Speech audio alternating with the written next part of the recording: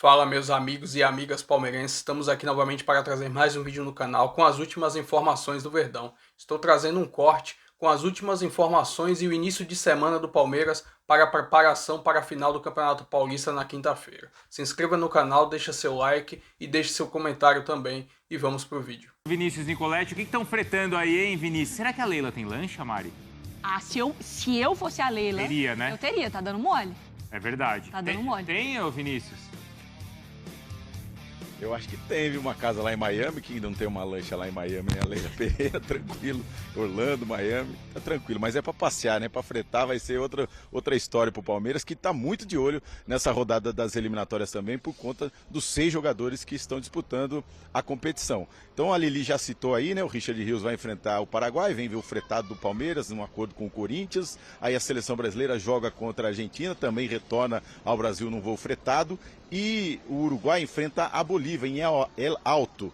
Ele sai da Bolívia, o jogo é 5 horas da tarde, hoje ainda, nessa terça-feira, retorna para Montevidéu, e aí de Montevidéu os jogadores voltam para São Paulo na quarta-feira de manhã. Então a expectativa do Palmeiras contar com 6 jogadores que vão disputar os jogos das eliminatórias, pelo menos estão convocados na parte da tarde na quarta-feira para se apresentar aqui à Academia de Futebol, fazer uma recuperação e se preparar aí para a decisão do Campeonato Paulista. Se não tiver nenhum problema com esses jogadores, por isso o Palmeiras vai monitorar a situação de cada um, né? Apenas uma mudança na equipe, o Marcos Rocha, que está com uma contusão muscular, o Mike deve entrar na lateral direita, mas tem muitas opções, né?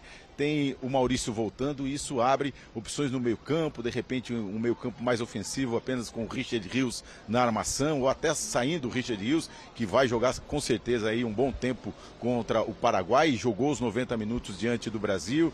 Ele tem a possibilidade de entrar no ataque ao lado do Vitor Roque, entrando no lugar do Facundo Torres, que também vai jogar jogos das eliminatórias. Então são muitas opções com a volta do Maurício, que é ainda o artilheiro do Palmeiras nessa temporada, com 5 gols ao lado do Estevão. Então fica essa expectativa, o Palmeiras monitorando essa rodada das eliminatórias e conta com os 6 jogadores para a decisão do Campeonato Paulista. A presidente Leila Pereira, que deve ter a sua lancha lá em Miami, falou sobre os possíveis reforços do Palmeiras ainda nesta temporada. O Palmeiras se prepara para o Mundial de Clubes, depois do Campeonato Paulista tem Brasileiro, Libertadores, estreia nas 2 competições e vai embora só para no Mundial do Clubes. Então vamos ouvir a presidente do Palmeiras. Nós contratamos 7 reforços, 7 reforços de peso. Vocês viram que foi a maior contratação, o Vitor Roque, a maior contratação da história do futebol brasileiro, né? Foram 7. E vocês não param de me perguntar de contratações, mas estou brincando. Mas é claro que o Palmeiras está sempre, sempre atento ao mercado.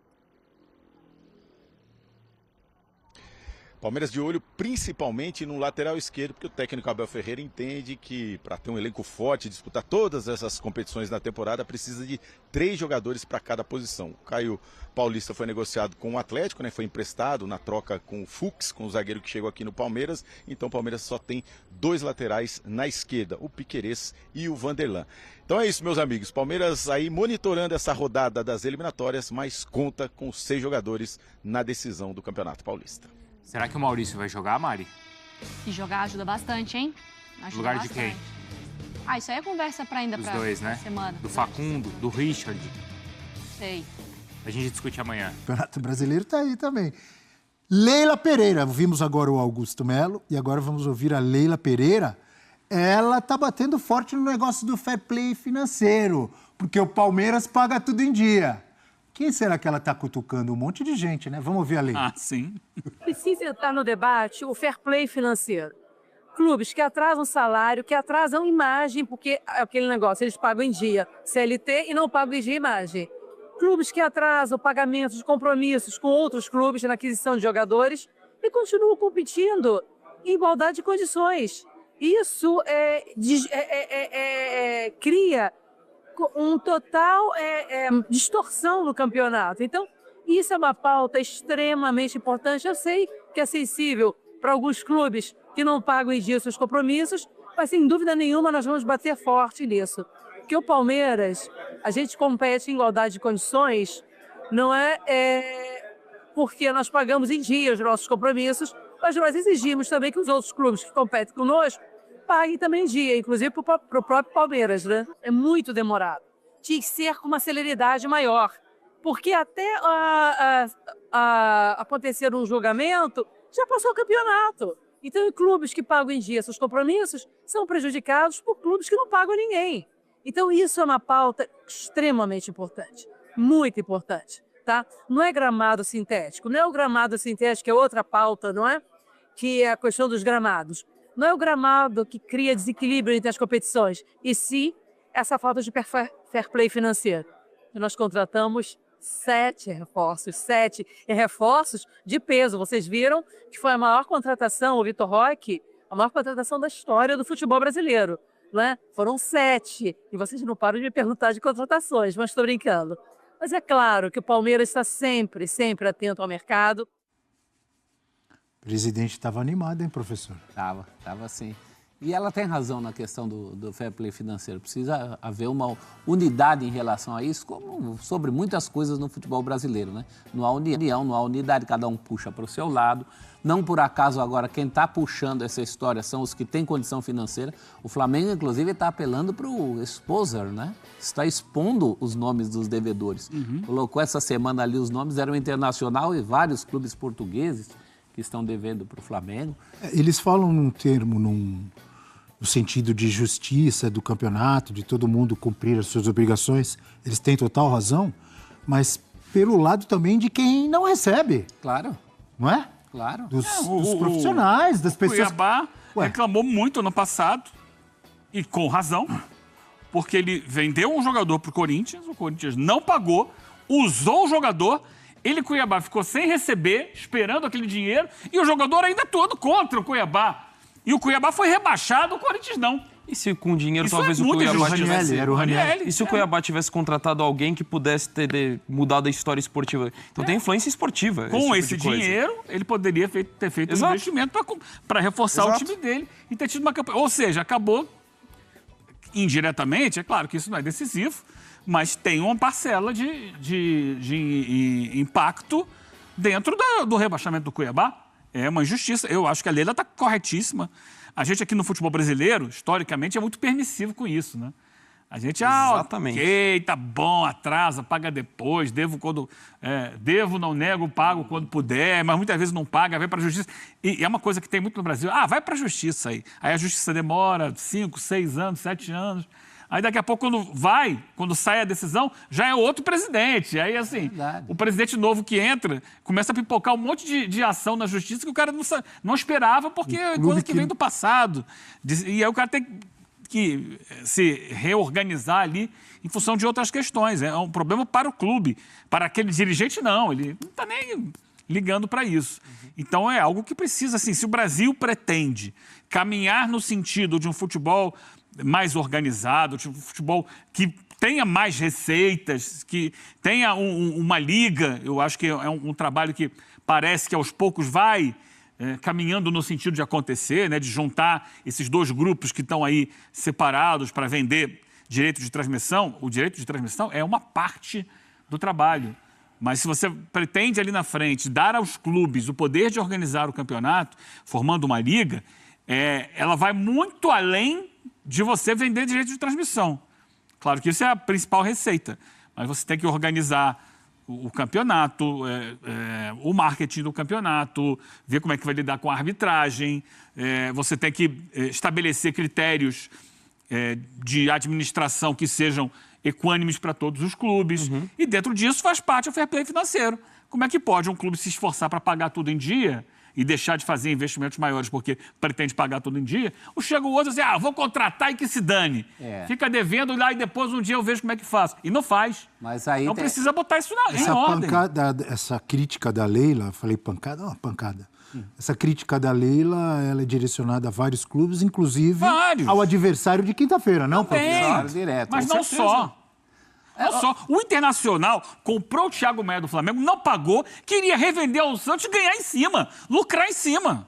E é coisa que acontece, porque já diria Stanislau Ponte Preta, o Sérgio Porto, grande cronista, de maneira irônica, ele diria, ou instaure-se a moralidade, ou lucupletemo-nos todos. O que está acontecendo é que todo mundo se beneficia disso, isso é uma ciranda. O que acontece de transação, não, estamos devendo não sei o quê da passagem do cara, então a gente perdoa aquela dívida para viabilizar o negócio. Tem que parar com isso aí. O próprio Cuiabá chiou, mas se não fosse o Corinthians, não tinha Cuiabá. Cuiabá é um time quase inteiro do Corinthians e eu não sei. Como assim? Se não fosse Corinthians, não tinha Cuiabá? Walter...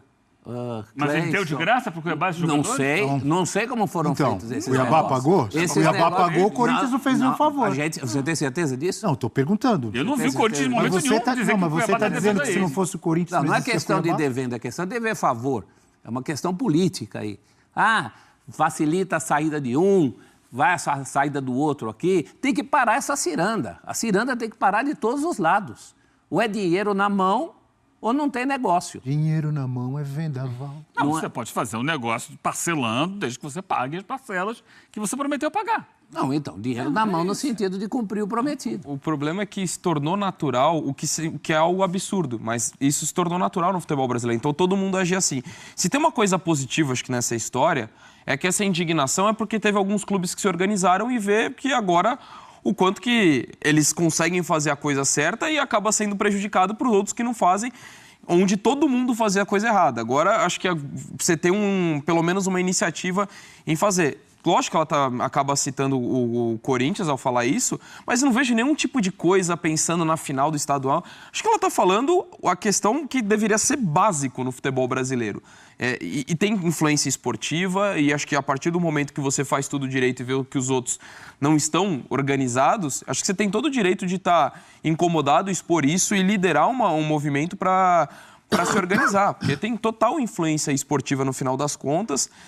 E assim... Mas não tem nenhuma legislação de não. CBF, de Confederação Sul-Americana em relação a clubes que não pagam. Tem da FIFA. Exato. Mas precisa o jogador ou outro clube lá na FIFA registrar até que venha o FIFA. Mas deveria ter da CBF também, não deveria? Tem. Clube que não paga salário, clube que não paga direito de imagem, clube que não paga o outro.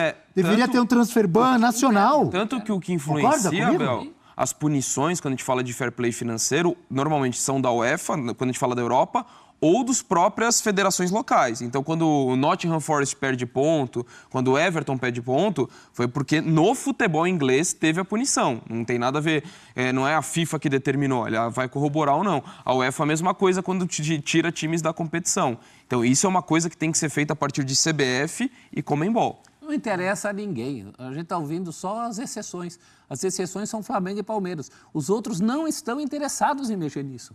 Isso é claro. Você vê outros estão errados. Falando, todos errados. O Flamengo passou 6 anos aí com o cinto apertado para botar as contas em dia. Passou 6 anos. Quase foi rebaixado, teve tropeços, não conquistou grandes títulos, mas botou a casa em ordem. É isso. Você não vai suportar passar 6 anos botando a casa em ordem? Um dia a bolha estoura. Um dia a bolha vai estourar. E aí vai ser uma bolha gigantesca que vai dar muito problema. E só um pequeno adendo. Eu concordo com tudo que a Leila falou do fair play. Mas a história do gramado sintético não tem nada a ver. Duas Acho que são coisas bem diferentes. Tem nada a ver uma coisa Só essa observação. Concordo. Mas no que ela diz em respeito do fair play, estou totalmente de acordo. Que ela quis dizer, a discussão é fair play, não é gramado. Não, gramado tem que ser discutido também. Ela falou que o que desequilibra não é gramado, é fair play. As duas coisas desequilibram. Então acho que só separar isso que é importante. E na última fala dela, ela exalta as contratações que o Palmeiras fez nessa temporada, até mostrando ali com o dedo, 7 contratações. O Palmeiras precisa de mais reforços ou não? O Palmeiras precisa se reestruturar como time, né? Olha a tela aí, professor. Eu acho que o que assusta o palmeirense é que teve todo esse investimento e até agora, até porque o Paulinho, por exemplo, ainda não entrou em campo, o Vitor Roque mal entrou em campo. Mas olha só, 70 milhões de euros em 2025, no ano passado foram 16, em 2023, 9, 2022, 5. Isso ela abriu o cofre dessa vez, hein? É muito mais do que vinha gastando. Agora precisa ver na prática como é que vai funcionar isso. A parte dela ela fez. Acho que nisso ela Professor Abel não pode reclamar de dessa vez nem não. A torcida, pode? Dessa vez não.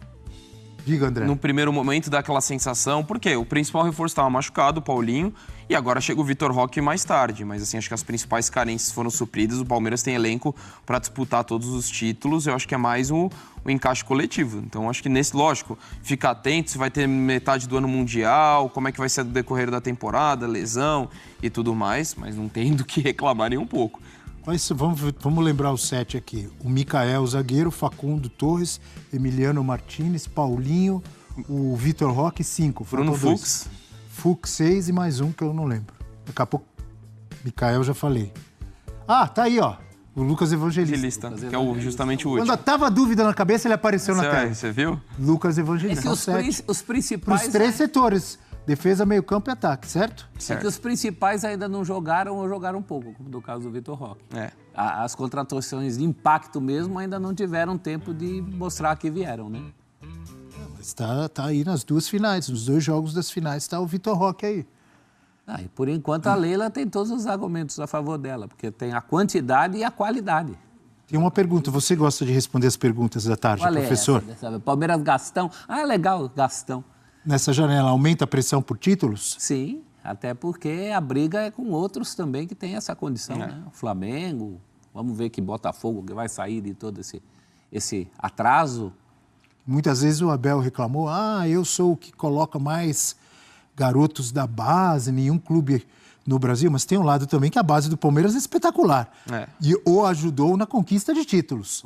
Desde o primeiro lá da Libertadores até o brasileiro do ano retrasado com Hendrick e companhia, né? Fruto de um belíssimo trabalho, né? A base do Palmeiras vem trabalhando bem desde os tempos em que ela nem era prioridade no Palmeiras. E a gente também tem que lembrar de jogadores que chegaram e ainda não renderam o que se esperava. E de movimentações importantes no mercado. Você tem, por exemplo, o Giai, você tem Felipe Anderson, então, que também são jogadores prestigiados que chegaram e têm uma expectativa. Então, não é que estavam faltando peças, é que são jogadores que ainda... Os dois, nas oportunidades que tiveram, ainda muito abaixo do que se esperava. Sim. Tanto o Giai, principalmente o Felipe Anderson. Né? Exato. Felipe Anderson. Não quer dizer que não pode vir a jogar bem. Lógico, não. Mas até agora, muito, muito abaixo. Felipe Anderson é um reforço de nível europeu. Ele tinha proposta da Juventus e acaba vindo para o Palmeiras. Então, tem que confirmar em campo, como todos esses que acabaram de chegar. Esses não tiveram nem tempo para isso. Que avaliação você pode fazer de um Paulinho que está se recuperando, do próprio Vitor Roque? Do Emiliano você pode avaliar. Chegou, virou titular e está jogando. Sim. Chegou chegando. Chegou chegando, não é, Eugênio? Fato é que esse é um momento de transição, de grande transição do Palmeiras, né? O time que foi campeão de Libertadores, campeão brasileiro, esse time praticamente do meio para frente é outro. Se a gente pegar lá que tinha Rony, Gustavo Scarpa, Dudu, Zé Rafael. Só ficaram Menino, Rafael Veiga e teve Danilo em algum momento. O Estevão o Estevão não chega a participar exatamente daquele time, né? Do ano passado para cá. Sim. O Estevão é do ano passado para cá. O Veiga permanece. Aí você tem o Everton lá atrás, Marcos Rocha, Gustavo Gomes. O Hendrick importante. O Hendrick foi mais curto, num período curto importante, mas também já numa transição. Agora é um Palmeiras diferente, é um outro time. E até encontrar a sinergia que aquele outro teve e o espírito coletivo e o funcionamento que era praticamente automático daquele time, isso demanda um tempo. São 7 contratações esse ano, fora as que chegaram ano passado, como, por exemplo, o citado Felipe Anderson e outros. Então, você está remontando um time até ele dar a liga, demanda um tempo e a gente não tem a certeza que vai dar liga. Pode ser que não dê. Pode ser que não funcione, mas é esperar. Pode até ser campeão agora já do Paulista, mas a gente sabe que é ao longo da temporada que a gente vai verificar até que ponto essas contratações realmente deram a resposta. Eu acho que não tem mais espaço nem para contratar mais, porque o elenco está posto. O elenco é esse. Agora é trabalhar em cima desse elenco para ele render e tentar encontrar a excelência, a competitividade que tinha. Vamos voltar lá em 2021, 2022, 2023. Já estamos em 25. Aumenta a pressão, sim, por títulos no plural e por títulos grandes. Esse elenco aí é montado para ser campeão brasileiro, da Libertadores. eventualmente da Copa do Brasil com alguma paciência, desde que ganhe coisa maior no outro ano. É para isso. Tanto que, professor, mesmo sem um investimento desse no ano passado, já ficou a sensação de frustração para um time que foi campeão paulista. Pois é. Ganhou um título, não dos principais, mas já tinha essa expectativa, já teve essa reação, mesmo sem a quantidade de reforços que teve nessa janela. E o time que na quinta-feira, caso consiga a remontada, a virada, pode conquistar um título que só um clube conseguiu. Aqui, ó. Mostra a camisa. Vou botar o escudo. Quem Só conquistou o paulistano. tetracampeonato consecutivo paulista? O único Quem? tetra de 1916 a 19. Embora em 16 houvesse 2 ligas, o Corinthians ganhou o campeonato da outra liga. Mas 17, 18, 19 estava todo mundo junto pela primeira vez, o trio de ferro. Depois do paulistano, ninguém mais. Nem o Santos de Pelé. Nem o Santos com Pelé, porque o Palmeiras atrapalhava. Nem o Palmeiras da Academia, nem o São Paulo de Tele Santana. Nem o Palmeiras da Academia, porque o São Paulo atrapalhava. O São Paulo nem tri-paulista foi na vida. Ele foi tri-brasileiro, mas tri-paulista, o São Paulo nunca foi. É o único que nunca foi. O Palmeiras pode ser tetra. Rápido intervalo no Futebol 360. Daqui a pouco a gente volta. Temos mais assuntos para tratar, como, por exemplo, a Raposa. Pedro Lourenço falou. E vamos para mais informações do Verdão. Como já está definido o grupo do Palmeiras na Copa Libertadores, vou trazer algumas informações desses adversários. E vamos pegar o Bolívar lá na altitude, né? Não tem jeito. Infelizmente caiu no nosso grupo no sorteio, mas agora vai ter que ir, né? Mas é um velho conhecido do Palmeiras. Na temporada de 2023, o Palmeiras enfrentou a equipe lá e perdeu até pelo placar de 3-1. No histórico dos confrontos, foram 6 jogos. 4 vitórias do Palmeiras contra 2 do Bolívar. Essas 2 lá na altitude. Já o outro confronto será com o Sporting Cristal, né? O Sporting Cristal enfrentou o Palmeiras somente 3 vezes na Libertadores. Uma em 1962 e as 2 últimas na Libertadores de 2013. Na época que a gente tinha ganhado a Copa do Brasil em 2012, no ano seguinte a gente disputou a Libertadores. Nesses 3 confrontos foram 2 vitórias do Palmeiras e somente uma vitória do Sporting Cristal. E o último confronto do grupo é contra o Cerro Porteño, um velho conhecido do Palmeiras na história da Libertadores. Em confrontos de Libertadores são 14 disputas, onde o Palmeiras venceu 8, 4 empates e 2 derrotas para o Cerro.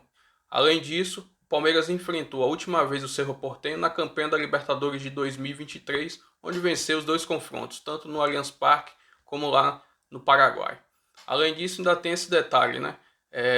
Esse envolvimento do caso Luigi, como vai ser o clima, tanto aqui no Brasil, como também quando o Palmeiras for visitar o Cerro Porteño lá no Paraguai. E aqui nessa imagem está a tabela, a ordem dos jogos do Palmeiras na Copa Libertadores. Estreia contra o Sporting Cristal lá no Peru, depois o Cerro Porteño no Allianz Parque, jogo contra o Bolívar lá na altitude, Cerro Porteño lá no Paraguai e os 2 últimos jogos da fase de grupos no Allianz Parque.